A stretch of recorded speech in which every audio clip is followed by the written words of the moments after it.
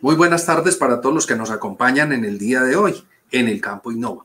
Un espacio que ha sido creado por el señor ministro de Agricultura, Rodolfo Sea, con miras a llevar conocimiento, investigación e innovación a todos los rincones de nuestro territorio nacional.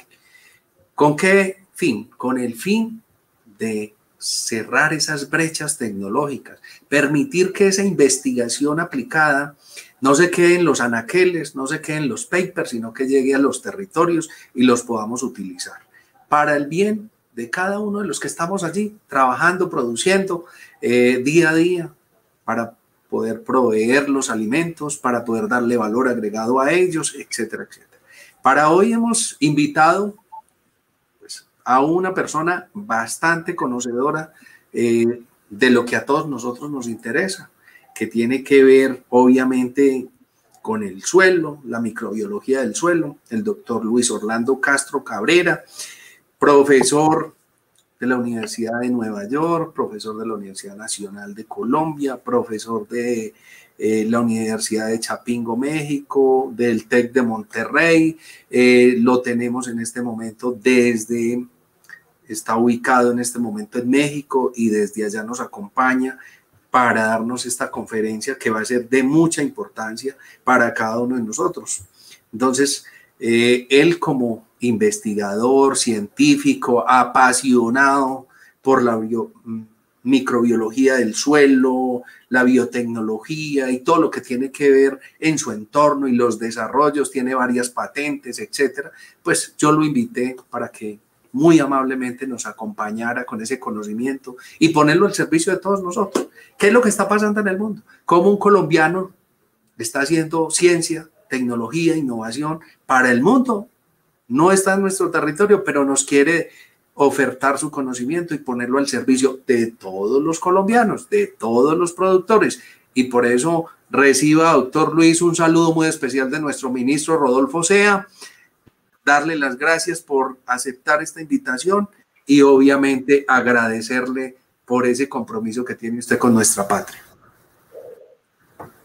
Doctor Ángelo, muchísimas gracias por esas palabras tan generosas que usted tuvo para conmigo. Yo les quiero contar lo que he hecho y desde luego pues poner al servicio a través del ministerio y al servicio de todos los colombianos lo que yo he hecho. A mí me impactó un día cuando yo trabajaba en genética microbiológica, pero con bacterias que habían sido enviadas al espacio y se recuperaban, un artículo que me llevó un asistente cuando yo era profesor de la Universidad de Nueva York y me dijo, hay un artículo de la EPA en donde dicen que lo que más contamina son los residuos orgánicos. De verdad que me preocupó muchísimo. Saber que las plantas que cuando crecen toman el 17% del suelo, el 83% de la atmósfera, y esas cadenas de carbono las convertimos en un factor contaminante, para mí era doloroso, de verdad. Cambié mi rumbo, posteriormente me vine a Colombia con un programa de recuperación de cerebros jugados, llegué a la Universidad Nacional de Colombia y no tuve todos los recursos que yo tenía en la Universidad de Nueva York, entonces monté un pequeño laboratorio. Nosotros recolectamos muestras y quiero dar las fechas para evitar los problemas jurídicos que hay hoy con la recolección de muestras de microorganismos. Entre el año de 1974, 1975 y 1976 íbamos buscando todo tipo de microorganismos del suelo benéficos que fueran oxidantes, nitrificantes, competidores de patógenos, y fuimos conformando un banco. Igualmente buscamos todas las reacciones termófilas, las reacciones de compostaje, las aguas termales, y buscamos microorganismos ahí que pudieran contribuirnos en la mineralización de la materia orgánica. Cuando lo fuimos a usar, encontramos un inconveniente, y es que la trazabilidad química, tanto de los residuos orgánicos de las cosechas, residuos orgánicos de las ciudades, tenían unos niveles de contaminación que superaban la tolerancia de las bacterias a esa trazabilidad química.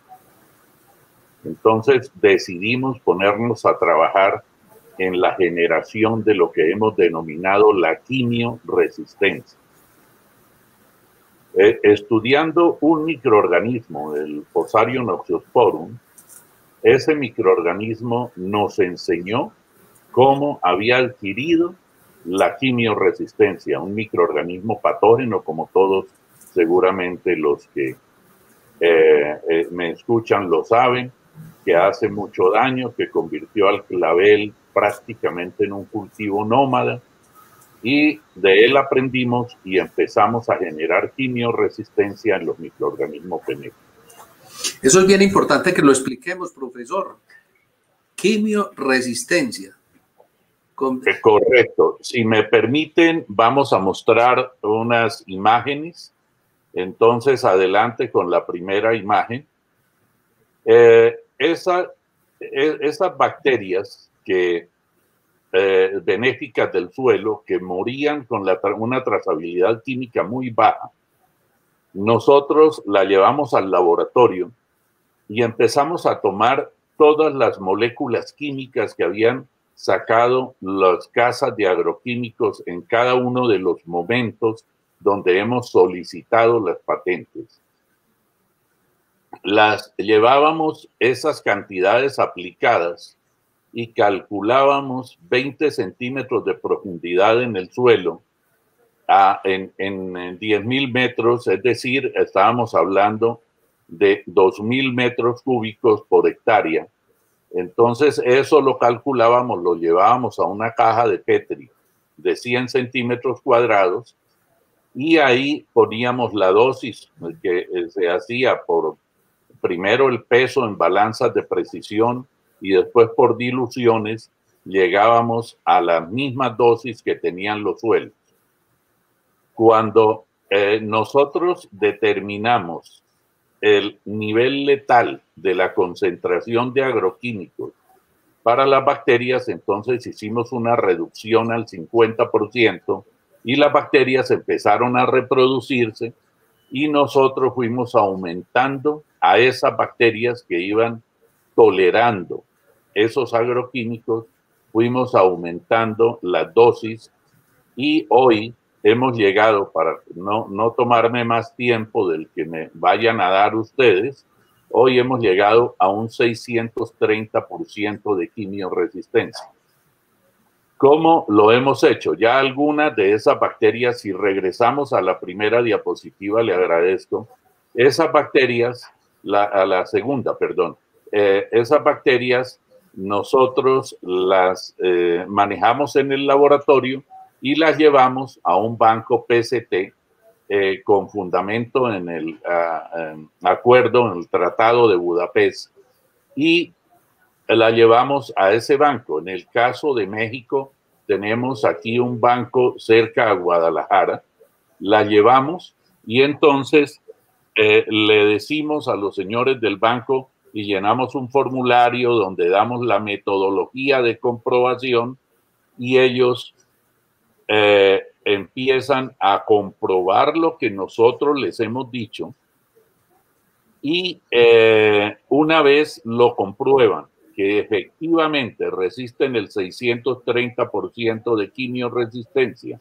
ellos toman una bacteria que se la llevamos nosotros, tomada del suelo, de los suelos vírgenes no afectados por la agricultura, y una bacteria con quimioresistencia. Entonces, comprueban lo que le hemos dicho, lo mandan a Suiza, a los laboratorios de Suiza, y si todo pasa bien, lo regresan y después les piden a uno un certificado de depósito. Nosotros en este momento, mi grupo, tiene un depósito, están a nombre mío por ser el director, por ser la cabeza del grupo. Tenemos 18 cepas puras depositadas en los bancos y obviamente tenemos los certificados de depósito y 4 consorcios de microorganismos para un total de 38 cepas. Desde el año 2017 hasta hoy, mi grupo es el mayor depositador de cepas en los bancos modificadas sin manipulación genética en los bancos PCT del mundo. Eso es bueno explicarlo, doctor Luis. Cuando usted dice sin modificación, ¿qué quiere decir eso? Aquí tenemos de todo, tenemos productores, extensionistas, pero también tenemos amas de casa. O sea, ¿eso qué quiere decir en sencillito para que nos entiendan? Mire, la manipulación genética es cuando uno abre el genoma y elimina un enlace o coloca un enlace nuevo. Por ejemplo, le quita una parte y le coloca otra. Exactamente. Si a mí me dicen que yo convierta a un Doberman en un perro que pueda llevar una señora en la cartera, lo que hago es llevar el genoma del animalito, le quito los enlaces de crecimiento y lo puedo volver tan pequeñito como yo quiera. El chihuahua, el perrito ese pequeño que se parece al Doberman, ese fue el trabajo que hicieron los genetistas que hicieron ese perrito. Entonces, eso es manipular genéticamente. Nosotros lo que hicimos fue inducir a que las bacterias adquirieran esa quimioresistencia. Hay una cosa en el lenguaje científico que la hemos propuesto y que yo la propuse en 2 congresos, uno en Europa y uno en Estados Unidos, congresos de genética, y es que modifiquemos la terminología científica porque no estamos siendo exactos. Cuando decimos que hay el genoma de un maíz es genéticamente modificado, eso no es tan exacto. Modificados somos nosotros, venimos de un ADN recombinante. Nuestro padre y nuestra madre no tenían exactamente el mismo ADN y no somos iguales ni a nuestro padre ni a nuestra madre. Somos el producto de un ADN recombinante y en consecuencia somos seres modificados. Lo que no hemos sido es manipulados genéticamente. Es decir, no se abrió el genoma, no se quitó un enlace y se suprimió o se abrió simplemente y se puso un nuevo enlace. Por ejemplo, lo que se hizo con el maíz transgénico fue abrir el ADN del maíz y meter un enlace de un Bacillus thuringiensis para que fuera repelente a los insectos. Eso es manipulación genética.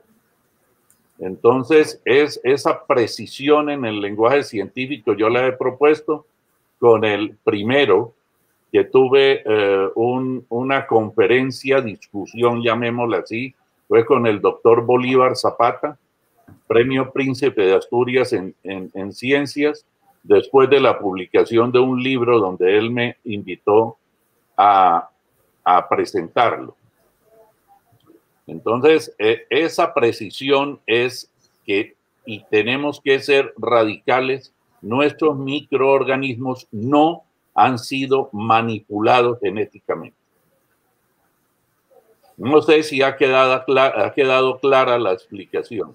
Muy claro, con plastilina para que entendiéramos todos. Creo que ya de ahora en adelante no pueden seguir especulando aquí algunas personas que tratan de distorsionar la información y hacer de una pulga un caballo. Exactamente. Entonces, nosotros regresamos a la anterior diapositiva, por favor. Entonces, nosotros tenemos, ya les decía, en total son 38 cepas de bacterias depositadas, son 18 en consorcio y 4 consorcios y 18 cepas puras, perdón. Tenemos 3 patentes solicitadas en 8 países europeos, en Estados Unidos, en México, Costa Rica, República Dominicana, Colombia, Argentina, Brasil, y se me olvidan algunos, pero no importa, en 3 patentes en trámite. Tenemos 2 patentes concedidas, una en Colombia y otra en México. Las patentes nuevas, las que están en trámite, son patentes PCT y pues las vamos a ampliar a otros países más. Entonces, eso es el respaldo científico.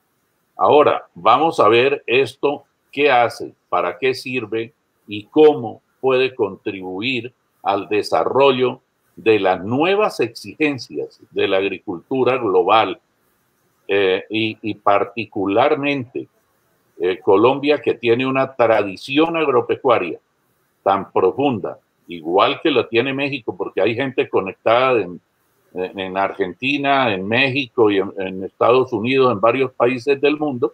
Entonces tienen una tradición agropecuaria. Yo no sé si vocación, es posible que también, pero por lo menos sí hay una tradición agropecuaria, para ser exacto en la terminología. Ahora sí pasamos a la siguiente. Estas bacterias nosotros las tenemos obviamente en el laboratorio con los recursos que tenemos. Nosotros tenemos aquí en México uno de los laboratorios más modernos en genética microbiológica del mundo. En este momento estamos construyendo, y vengo justamente allá de ver la obra, el nuevo laboratorio, el edificio donde lo teníamos, lo vamos a entregar el 30 de julio. Entonces ya tenemos construido, lo vamos a sacar a una parte más rural, lo hemos repensado después de la pandemia y vamos a estar junto al Laboratorio de Genética Caprina de México, que lamentablemente su creador y director murió en esta pandemia, y ahora nosotros estamos hablando de la posibilidad de manejarlo con especialistas en genética caprina, que tenemos gente que lo hace muy bien, entonces podemos hacerlo. Estos métodos que estamos mostrando, eso es una caja de Petri para los que no están familiarizados, en donde se ponen unos medios de cultivos, se lleva una cepa de bacterias y esa cepa de bacterias pues se reproduce, y esas bacterias tienen una función específica, cada una de ellas. Nosotros tenemos un banco propio con más de 2.600 cepas. Y en este caso lo que vamos a explicar es cómo funcionan y qué hacen en el suelo las bacterias. Por ejemplo, las bacterias nitrificantes. Hay un absurdo que se sale de todo el concepto lógico, y es que nosotros nos vamos a Ucrania, donde parece que es más barata la urea para llevarla a Colombia, o la urea para los mexicanos. Traemos un barco cargado con urea para ponerla en el suelo y las plantas tomen nitrógeno. ¿Por qué tenemos que hacer eso en esas cantidades específicas? No estoy diciendo que vamos a sustituir toda la urea, pero sí vamos a reducir, según el INIFAP, que el INIFAP de México es como el ICA y Agrosavia juntos, nos certificó que con nuestra biotecnología en caña de azúcar, en tomate o jitomate para los mexicanos, en maíz, en sorgo, en 17 cultivos, se puede reducir el 50% de los agroquímicos, con una reducción del costo por kilo producido de un 40%. Entonces es una biotecnología que entrega alimentos de mejor calidad y a un menor precio para el agricultor, y obviamente quien lo consume en la mesa va a tener una serie de ventajas por ser un alimento más limpio. Otro tipo de bacterias que tenemos, que es lo que le da las características a un abono, de poderlo llamar abono, son las bacterias oxidantes. Pensemos nosotros, el caso de Colombia, el caso de México, que tienen grandes minas de roca fosfórica y nosotros compramos pentóxido de fósforo. Uno va y estuve en las minas de Tampa, en Florida, y le dan un recorrido en un avión y después lo llevan a la planta de acidulación. Una cosa maravillosa. Eso, tan maravilloso, ese desarrollo industrial lo hacen las bacterias solitas en el suelo. Cuando uno pone roca fosfórica, que particularmente la mejor que yo conozco es la fosforita huila, que la tienen en Colombia, la tenemos en Colombia.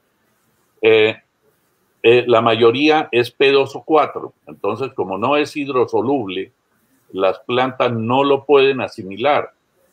Entonces una bacteria oxidante pone un oxígeno en la cadena y ya no es P2O4, se convierte en P2O5, es decir, pentóxido de fósforo, y ese pentóxido de fósforo lo asimilan las plantas para su nutrición vegetal. También las bacterias, y esto sería un poco más largo de explicar, contribuyen en la asimilación del potasio por los iones y cationes y todo esto, pero la presencia del oxígeno mejora la asimilación del potasio en el suelo. Y esto sirva para que repensemos la agricultura que tenemos. El futuro de la agricultura, con las nuevas exigencias que se plantean, va a ser orgánico mineral. Ese acuerdo de los europeos para reducir en los próximos 10 años el 50% de los agroquímicos que ellos utilizan, nos pone a nosotros en un reto que es bien importante.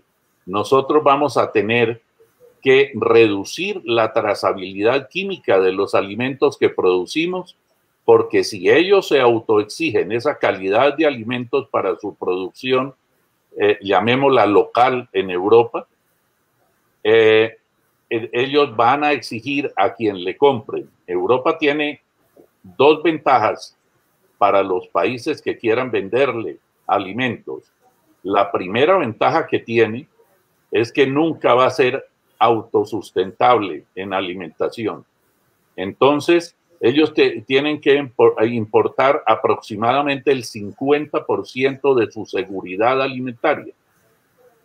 Y la segunda ventaja que tienen es que tienen cómo pagar los alimentos que ellos van a consumir.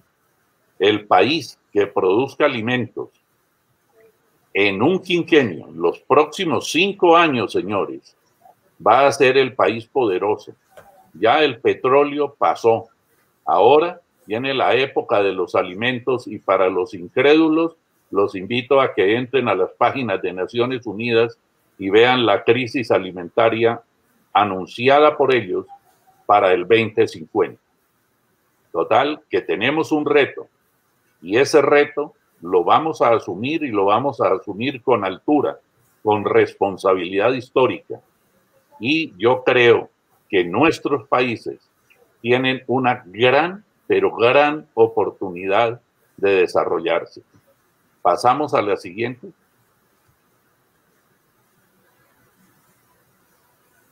Cuando nosotros llevamos material orgánico a los suelos, y todos los expertos en agricultura lo saben, se producen dos efectos. En los suelos arenosos hay aglutinación de partículas aumentando la retención de humedad. Y en los suelos arcillosos se separan las partículas para que las raíces de las plantas puedan penetrar fácilmente en el suelo. Entonces, el mejoramiento del suelo y la nutrición del suelo es muy importante. Y cuando hablo de nutrición y hablo de bioabonos, Estoy hablando de la cantidad de nitrógeno que toman las bacterias de la atmósfera. A nosotros, yo le digo a mis alumnos que a nosotros se nos olvidó que respiramos. El 79% de la atmósfera terrestre es nitrógeno y nosotros lo que respiramos fundamentalmente es nitrógeno cuando nos vamos a Ucrania a traer urea para ponerla en el suelo y que las plantas tomen nitrógeno. Si tenemos bacterias nitrificantes, podemos medir la cantidad de nitrógeno que aportan y con esa medición que yo tengo en mi canal de YouTube, una conferencia dictada al Colegio de Ingenieros Agrónomos de México, en donde estaba indicándoles cómo había medido la asimilación del nitrógeno orgánico en las plantas. Cuando el nitrógeno se incorpora a través de las paredes celulares de las bacterias, se incorpora al ciclo del nitrógeno, nosotros hemos logrado una asimilación del 18%.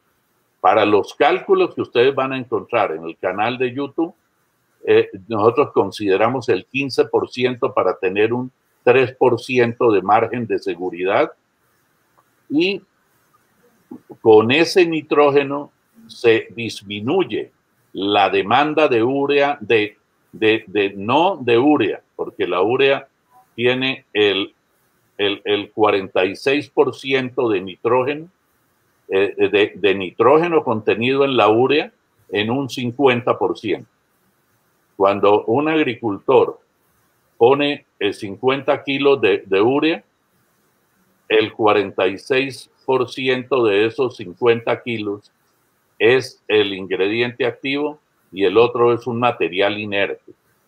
Entonces, esas bacterias que ponen nitrógeno atmosférico en las raíces de las plantas, esas bacterias son fundamentales en el contenido de un abono, y eso debe ser medido y debe ser comprobado en el suelo para que en las hojas de las plantas se mida el nitrógeno asimilado y el nitrógeno que han incorporado al suelo las bacterias. Esto es muy importante. Cuando uno tiene un producto, un abono sólido, vamos a pensar en el sólido, que tiene 20 por 10 a la 9 microorganismos por gramo, es decir, 20.000 millones de microorganismos. ¿Por qué tanto? Porque las bacterias son muy pequeñas, como todos los expertos lo saben, tienen 0.7 micras de largo por 0.4 micras de grueso. Eso es el tamaño de una bacteria. Entonces, esas bacterias en esa cantidad y los consorcios de bacterias, para no poner una sola especie, porque generaríamos un desequilibrio en el suelo, entonces ponemos bacterias oxidantes, las que solubilizan el fósforo, como ya lo expliqué. Esas bacterias oxidantes son fundamentales para que un sustrato enriquecido se considere un abono. La tercera parte que hemos trabajado nosotros es el control de plagas, y quiero mencionar una experiencia que tuvimos con los laboratorios de PepsiCo en México y en California. Aquí las papas fritas de PepsiCo se llaman Sabritas, y nos unimos los investigadores de Sabritas con mi laboratorio. Ellos tenían 2 laboratorios funcionando y cumplían 15 años de funcionamiento para tratar el Streptomyces scabies, que es el que causa la sarna de la papa. Nos unimos y en 5 meses tuvimos una antagonista y lo probamos en microinvernaderos y posteriormente en invernaderos con una eficiencia frente a la plaga del 99%. Esto está obviamente documentado, es un resultado con validación científica, con todas las estadísticas. Entonces, esa parte de controlar algunos insectos o microorganismos que afectan los cultivos es otra cosa que tenemos. Pasemos a la siguiente, que quiero informarles de un resultado que hemos tenido recientemente en Colombia, en el Valle del Cauca. El desarrollo de la quimiorresistencia ya lo había explicado y había dicho cómo se logra y cómo lo habíamos hecho. Pasemos a la siguiente, por favor. En el Valle del Cauca estuve en un congreso de Procaña y Azocaña, y ahí dicté una conferencia. Entonces me abordó una empresaria del Valle del Cauca, voy a dar el nombre si ustedes me lo permiten, la doctora Ángela María Cabal, que debe estar conectada a través de Facebook, y me contactó y me dijo: yo estoy muy preocupada porque hay una plaga en el maíz que se llama el Dalbulus maidis, y se nos va a venir dura el efecto del Dalbulus maidis, afectando seriamente la productividad. Yo le dije: mire, yo voy a reunirme, voy a trabajar con los entomólogos, con los microbiólogos, con los biólogos y los bioquímicos que tenemos con nosotros. Entonces, cuando la llamé y le dije: estamos listos para hacer un ensayo, pero quiero advertirle que esto es una hipótesis que vamos a comprobar y no hay una garantía de que esto se vaya a dar. Esto siempre se hace por honestidad científica, y así fue. Arrancamos con los ensayos en el segundo semestre del 2020 y nos dejó 7.25 hectáreas de maíz, y en esas 7.25 pudimos tener un control del daño del Dalbulus maidis que alcanzó el 100%. Y quiero contarles que es lo que llaman los agricultores un arenero, es decir, la tierra más mala de la hacienda Paso Ancho, ahí cerca al aeropuerto de Palmira, que le sirve a Cali. Entonces, ese resultado lo tenemos. El doctor Henry Vanegas, presidente de FENALCE, hizo una presentación en el Comité Fitosanitario del ICA antier y presentó esos resultados. Pasamos a la siguiente, por favor. Nosotros partimos para hacer el abono sólido de un proceso de biodegradación o mineralización de esos materiales orgánicos. Aquí hemos logrado una cosa muy importante. En el proceso de mineralización no producimos lixiviados. Manejamos temperaturas que van de 52 hasta 78 grados centígrados.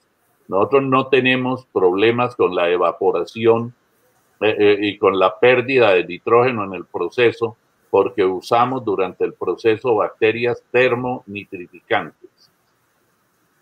En la primera etapa usamos un consorcio de bacterias que lo hemos llamado Bioter, y mineraliza los hidratos de carbono, es decir, los azúcares, los almidones, y también afecta los lípidos, las grasas. La mineralización la logramos entre 8 y 10 días de ese tipo de material. Nos quedan las fibras de celulosa, hemicelulosa y las ligninas que protegen esas fibras. Entonces tenemos otro consorcio que se llama Biocel, y aplicamos el Biocel, y finalmente esto se convierte en una especie de tierra negra.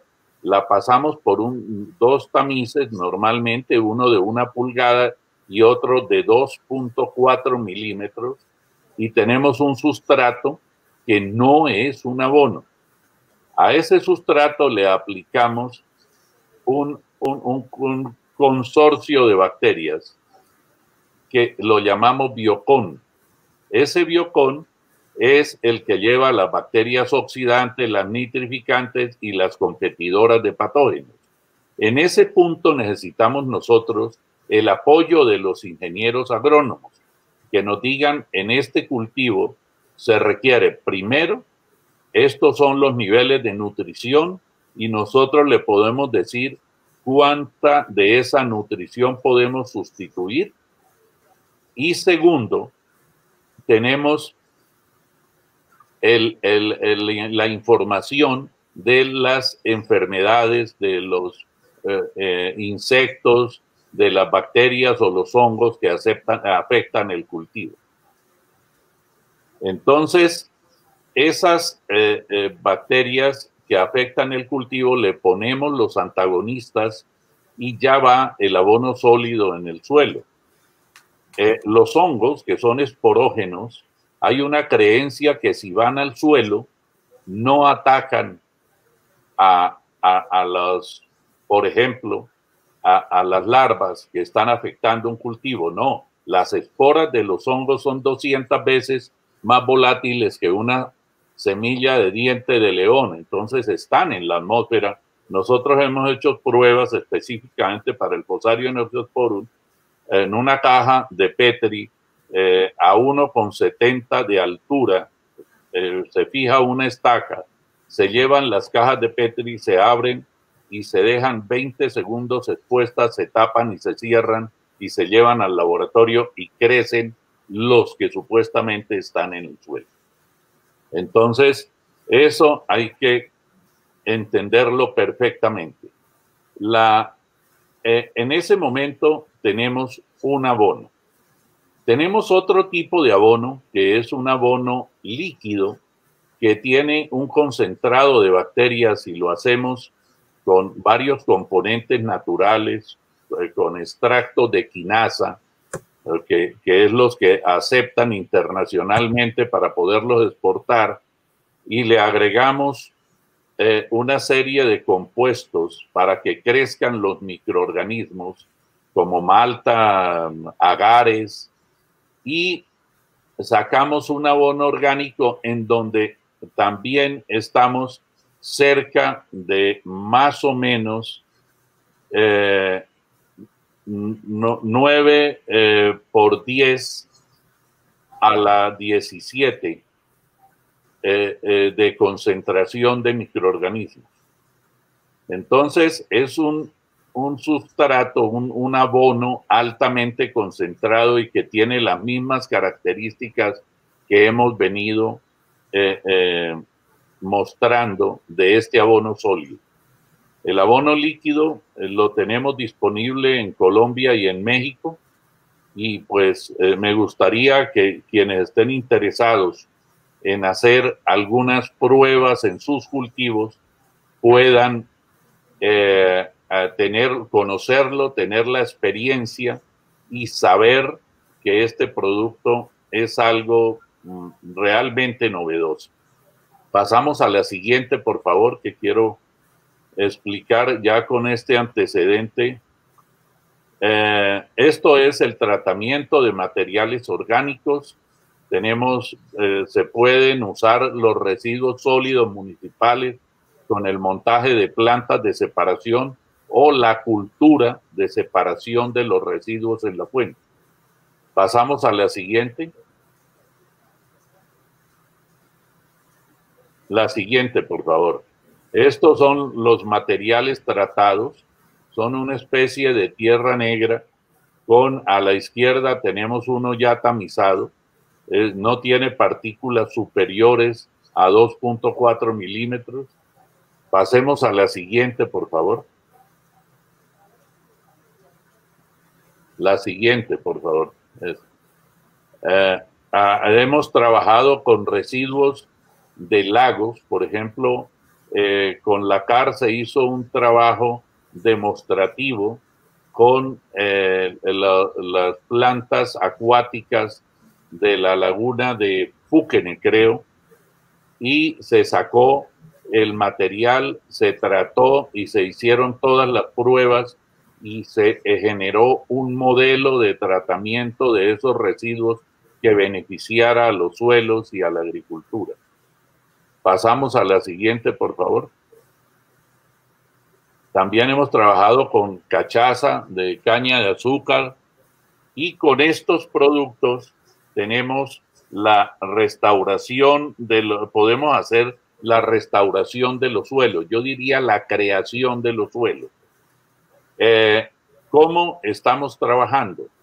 Nosotros hicimos un trabajo hace más de 30 años, unos 35 años, en la vía San Gil Cabrera, kilómetro 9, vereda El Cucharo.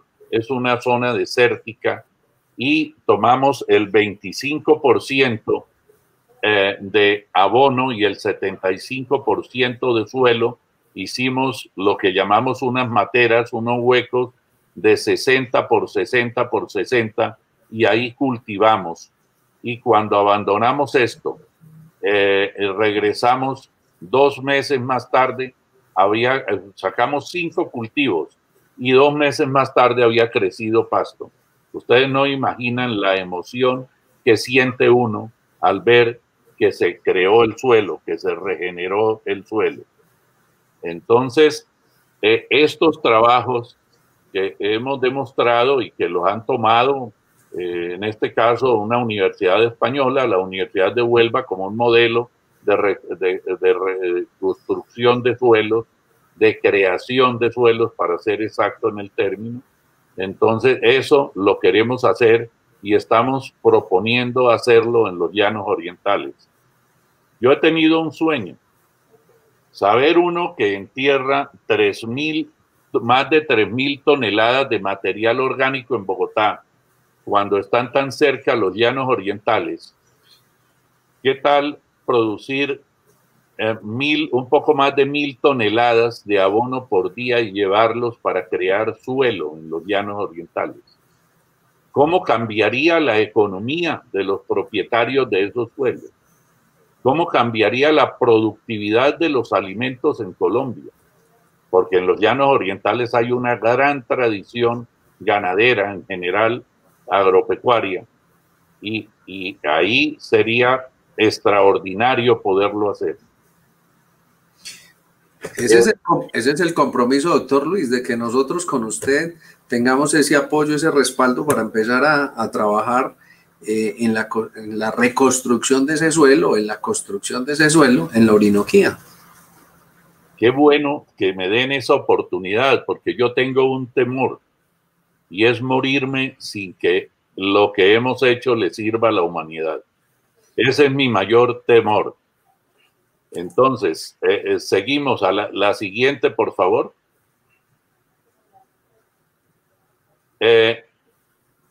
Aquí tuvimos una experiencia en México en el Parque Bicentenario. No fue un trabajo hecho por alguien de nuestro grupo. Lo hizo el doctor Jorge Rodríguez, doctor en química y profesor de la Universidad Autónoma Nacional de México, y fue el Parque Bicentenario. Ese era un lugar donde había existido una refinería y él, con nuestros abonos, que los llevó de una planta de Nicolás Romero, reconstruyó esos suelos. Primero pidieron unas demostraciones, él las hizo, nosotros le dimos las muestras para que él lo hiciera.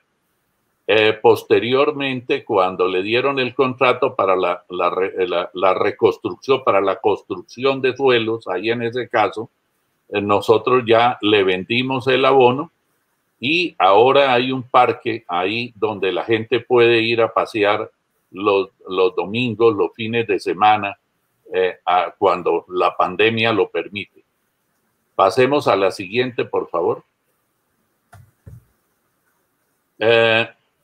En el caso de la nutrición, yo creo que ya ha quedado clara. Pasemos a la siguiente, que quiero tomarme un poco más de tiempo.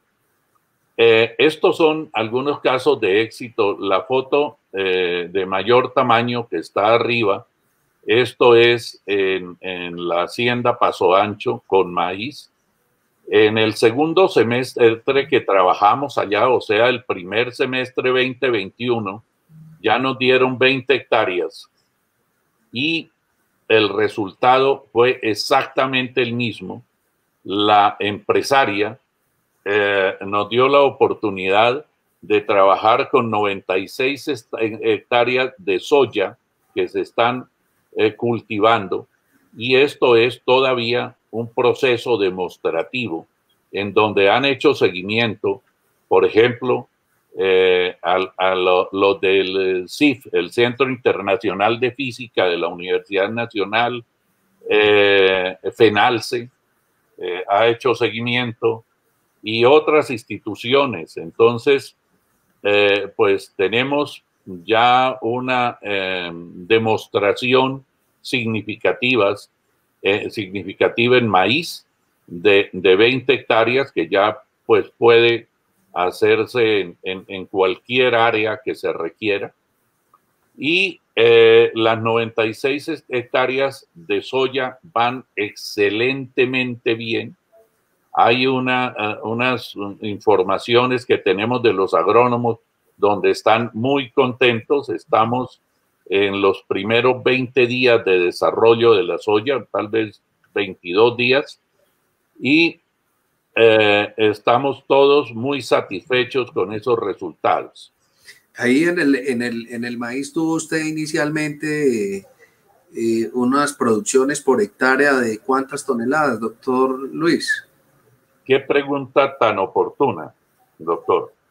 Mire, en las 7.25 hectáreas, en el arenero, como lo llama la propietaria de la hacienda Paso Ancho, se tuvo una producción de 6 punto algo, no recuerdo, y cuando esa misma área la incluyeron en las 20 hectáreas, pero como son lotes que están debidamente identificados y ellos hacen todo el mapeo del terreno, entonces tuvimos un 33% de aumento. ¿A qué se debe el aumento? Pues a que mejoró el suelo. Ahí aplicamos una dosis alta de abono sólido, 4 toneladas, y se hicieron 4 aplicaciones con biológicos, y al resto del cultivo se le hicieron 5 aplicaciones de agroquímicos para controlar el Dalbulus maitis. Y obviamente hubo un testigo, ¿no? para tener un referente. Entonces, eso es lo que el resultado que tuvimos y el aumento de producción que tuvimos en ese terreno. El promedio, si no estoy mal, estuvo sobre las 9.5, 9.8 toneladas por hectárea en casi 100 hectáreas de maíz que se sembraron. Pero nosotros manejamos solamente 20.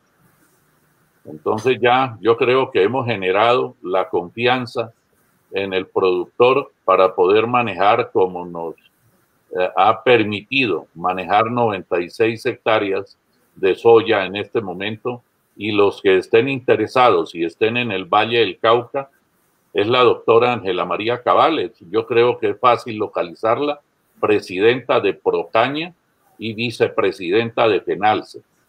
Entonces es muy fácil localizarla, y en este momento me han pedido que empiece a trabajar con un problema que se viene para la caña, que es la roya naranja.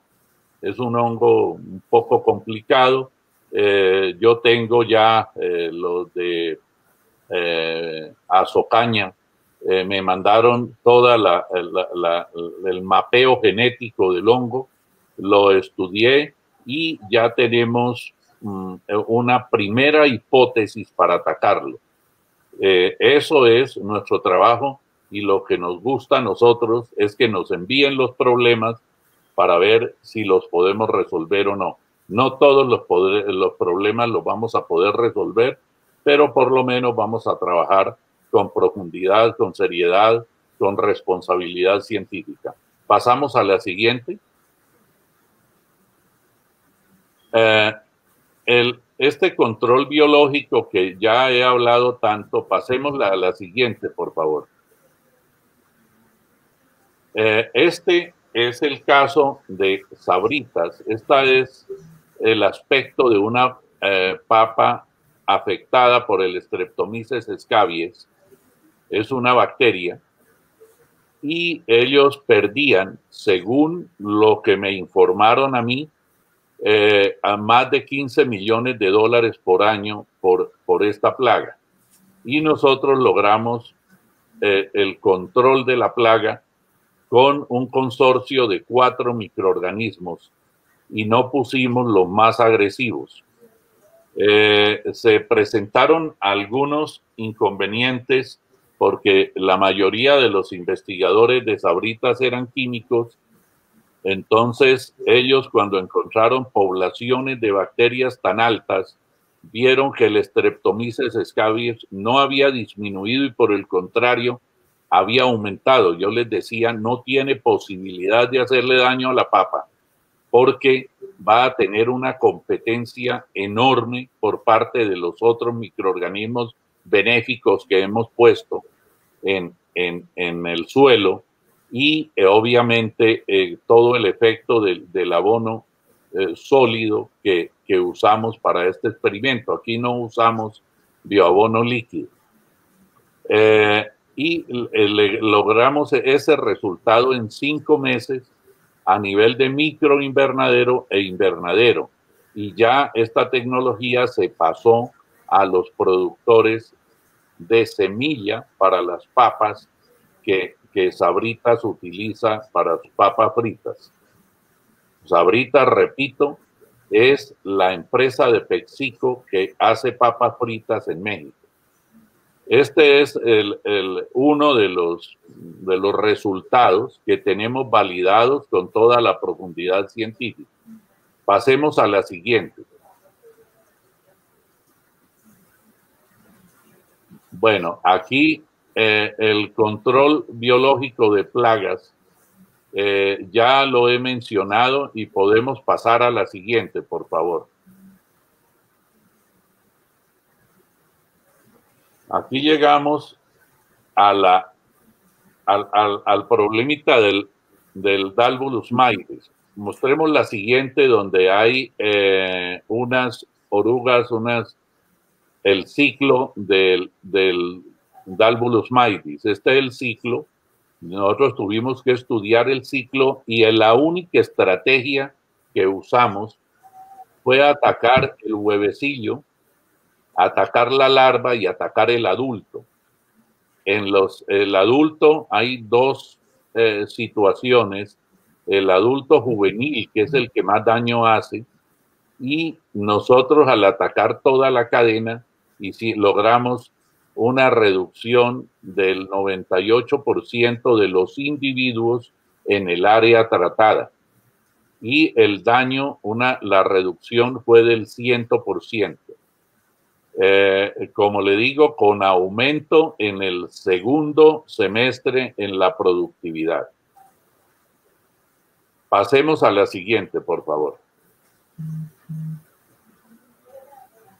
Este era el aspecto del cultivo, muy sano.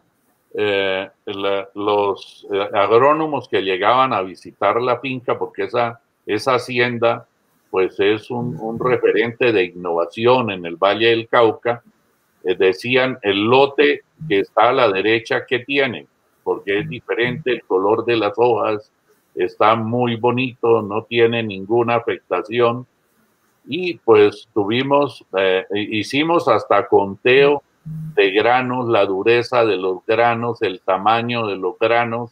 Se hizo un trabajo con toda la profundidad que en la conferencia del doctor Henry Vanegas, que en la página de Penal se la pueden ver, están los resultados, pues fue muy, pero muy satisfactorio para el productor y yo creo que mejor para Colombia, porque es un grano que no tiene una alta trazabilidad química y eso se refleja en economía, en el área de salud y en muchas cosas buenas para el país. Sigamos, por favor. Esta es la soya. Aquí estamos, aquí está marcado a los 37 días. Miren la altura de la soya, que no es común y está tratada con nuestra biotecnología. La persona que está ahí le llega abajo de la cintura el tamaño de la soya, pero están muy contentos. Obviamente el resultado lo vamos a ver cuando se recoja la cosecha. Estas fotos son allá en la hacienda Paso Ancho. A la soya les seguimos este procedimiento. Lo primero fue que las semillas de la soya las pasamos por bioabono líquido antes de sembrarlas. Después, obviamente se aplicó abono. Perdón, doctor. O sea, una fertilización presiembra, digámoslo así. Presiembra tanto a la semilla como al suelo con abono sólido. Ajá. Y se aplicaron 2 toneladas por hectárea, si no estoy mal, y se humedece con este bioabono líquido en una dilución de 50:1, 50 litros de agua por 1 litro de bioabono. La semilla se sumerge, se deja un tiempo de 15 minutos, se extrae y después se siembra. Perfecto. Y luego se han hecho 2 aplicaciones más hasta ahora de bioabono líquido, donde lleva microorganismos que ayudan a la nutrición, pero además microorganismos que controlan la plaga de la soya. Esto lo hacemos para estimular la producción de nódulos y que la planta pueda tomar mayores cantidades de nitrógeno. Y como ven, pues a este cultivo no le falta nitrógeno. Pasemos a la siguiente, por favor. Esta es la vista del cultivo. Una absoluta sanidad. Nos comentaba el técnico en agronomía, Lubier, y el ingeniero Tito, que son los responsables de hasta darle seguimiento al cultivo, que tuvieron presencia de pocas moscas blancas antes de la primera aplicación del bioabono líquido y que al aplicarlo desaparecieron totalmente. Eso muestra la eficacia de nuestro producto y pues obviamente aquí lo que estamos haciendo es generando confianza en los agricultores para que esa meta que yo he propuesto para los países con vocación agropecuaria o por lo menos con tradición agropecuaria puedan tener alimentos más sanos que puedan ser acogidos en los mercados mundiales, que los agricultores tengan mejores precios, que les paguen mejor por sus productos y que el campo vuelva a ser atractivo para los jóvenes. 2 cosas ahí bien importantes, doctor Luis. La primera es que hoy, usted lo mencionó, la Unión Europea habla de la granja a la mesa y para eso tiene unos, digamos, el Códex Alimentario, tiene unos límites máximos de agroquímicos y aquí lo que nos permite es hacer una agricultura completamente baja en agroquímicos porque estos son bioproductos, entonces vamos a poder entrar a esos mercados, eso es lo primero. Y lo segundo es que manejamos unos productos que nos permiten mejorar la productividad y eso pues para los productores que nos están viendo es mayor número de toneladas por hectárea como nos lo mencionó en el caso del arroz y esperamos que aquí en la soya pase exactamente lo mismo. Perfecto, doctor. Esto es, bueno, pasamos a la siguiente, por favor. Como que acabamos ahí. Ahí acabamos, pero para concluir, esta es una propuesta para hacer de los países latinoamericanos, particularmente de Colombia, el país donde yo nací, y un país productor de alimentos.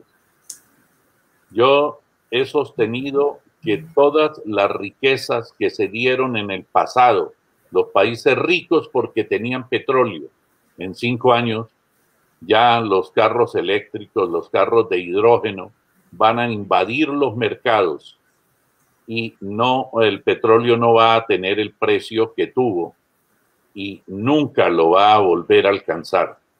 Entonces, la meta, el camino hacia el desarrollo, el camino hacia el bienestar, el camino a lograr una mejor salud. Imagínense ustedes si nosotros hubiéramos tenido alimentos verdaderamente aptos para el consumo humano en esta pandemia, cuántas muertes hubiéramos podido evitar. Nuestra defensa, nuestro sistema inmunológico hubiera trabajado mucho mejor. Pero es lo que tenemos y nuestra responsabilidad no está en criticar, nuestra responsabilidad está en generar nuevos hechos que conduzcan al mundo a alimentarse, a vivir mejor y que nosotros todos podamos responder a ese compromiso histórico de vivir en este momento. Yo creo que si nosotros, nuestra generación, cumple con esas metas, podemos decir que se justificó que hubiéramos nacido. Ahora, para esto, hay un recurso que ayer teníamos y que hoy está disminuido. Yo diría que ya no tenemos ese recurso. Es el tiempo, señores. Hay que trabajar ya. Hay que adelantar esos trabajos. Tenemos que comprometernos. Tenemos que reducir nuestras horas de sueño. Tenemos que responder por lo que nos hemos comprometido con nosotros mismos a hacer por la humanidad. Muchas gracias, doctor Angelo, y si hay preguntas que yo pueda responder, estoy a sus órdenes para tratar de hacerlo. Claro que sí, mi doctor. Primero, mil gracias por esta conferencia tan clara, tan expedita, de un tema tan complejo.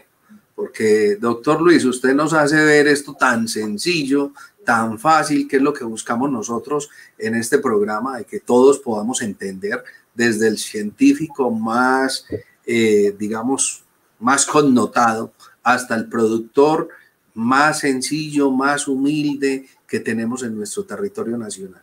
Entonces, creo que ha sido una conferencia muy clara, muy diáfana. Tenemos aquí una pregunta que nos hace uno de los televidentes que nos acompaña, uno de los que están conectados con nosotros, y nos habla de las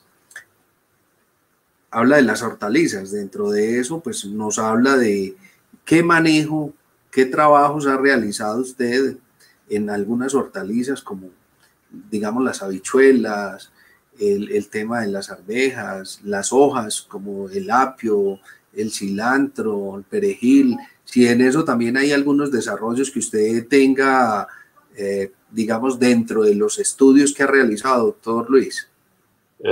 Sí, hemos tenido, y quiero comentarles dos experiencias. Una que va dirigida a responder la pregunta. Nosotros manejamos con la tecnología nuestra una persona que produce un abono en Colombia. Produjo repollos o coles para los mexicanos. Y esos repollos tuvieron un tamaño muy grande. Obviamente se aumentó la producción por hectárea, pero controlamos las plagas de manera impresionante. Y esos repollos tuvieron que ser vendidos en la costa atlántica porque es donde la cultura de la costa atlántica llevan una porción del repollo a la casa porque eran tan grandes que una sola familia no lo consumía. La otra experiencia, y tenemos la documentación, fue con un cultivo de guanábanas. Y las guanábanas llegaron a un promedio de 11 kilos por fruto. Entonces el comprador dijo que eran demasiado grandes para el mercado afortunadamente los almacenes Éxito, y perdón por la propaganda, compraron la cosecha, empacaron las guanábanas al vacío y las vendieron, obviamente pagándole mejor de lo que le pagaba el comercializador al productor, la venta directa al Éxito, y pues fue algo realmente impresionante.